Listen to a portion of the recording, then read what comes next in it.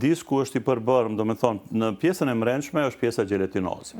Rreth pjesës gjelatinoze janë shtresat fibrotike, që janë deri 15 deri 20 shtresa fibrotike, të cilët e mbajnë në tansi kompakt disku. Në qoftë se vjen deri te lëndimi i këtyre shtresave fibrotike, që janë në formë të cipave të qepës, vend plasaritje, materiali gjelatinoz del jashtë. Kur del jashtë diskut, në atë moment prek nervat, rrënjët e nervave të cilët gjenden afër diskut. Në atë moment kur preket nervi, atëherë shkaktohet dhimbja. Me thonë, aty fillon momenti i patologjisë herniacionit diskal. Me thonë, herniacion diskal është kur vjen deri te fryrja e diskut.